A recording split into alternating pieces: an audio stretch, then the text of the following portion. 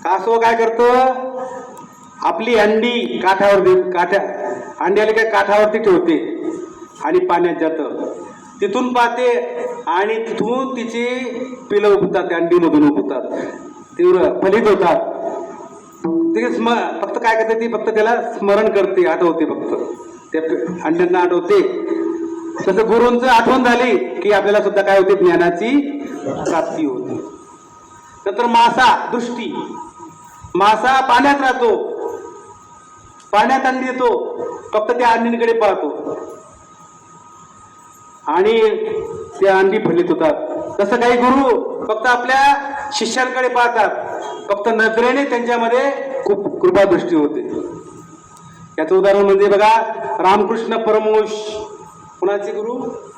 स्वामी विवेकानंदचे गुरु. लहान नरेंद्र, 10-12 वर्षाचा नरेंद्र निघाला गुरु करण्यासाठी. तिने ख्याती ऐकली कुणाची? रामकृष्ण परमहंसची. कालिका मातेची उपासक आला तो, नमस्कार वगैरे केला.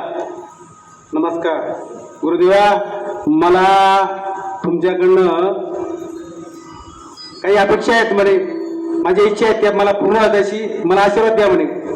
पण काय इच्छा आहेत सांग म्हणे. मग मी तुम्हाला मला शक्ती पाहिजे, मला ज्ञान पाहिजे, मला संपत्ती पाहिजे. असं आहे का म्हणे? फक्त काय कर म्हणे, आता मग हेच माझी जी देवता आहे कोण? कालिका माता, तिच्या समोर जा आणि तुझ्या मनातली इच्छा प्रकट कर. अरे ते गेला तो कालिका माते समोर, कालिका मातेचं स्मरण केलं. पण मला विद्या दे, शक्ती दे, धन दे, यशताऐवजी मला वैराग्य दे, मला संतांची संगत होऊ दे, आत्मज्ञानाची प्रचिती होऊ दे, असे शब्द निघाले. पुन्हा परत आला. अरे बाहेर नंतर तिथं तर वेगळे शब्द निघाले. मी महाराजांसमोर तर वेगळं विचारलं म्हणे, ऐश्वर्य, संपत्ती वगैरे मागितलं म्हणे मी.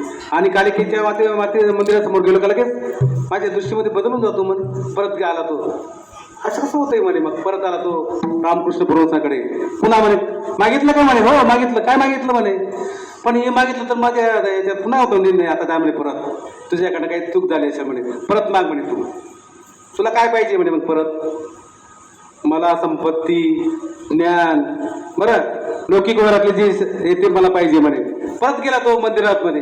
पुन्हा मग मला ऐश्वर्य दे, आत्मज्ञानाची प्रती दे, असेच परत 2-3 वेळा. असं कसं त्यामुळे गुरूंची दृष्टी पडल्यामुळे त्याच्यामध्ये परिवर्तन झालं. तर अशा प्रकारे नंतर पुढचं आहे बघा, दुसरं सांगितलं माशाचं, सांगितलं दुसरा प्रकार. तिसरा आहे फक्त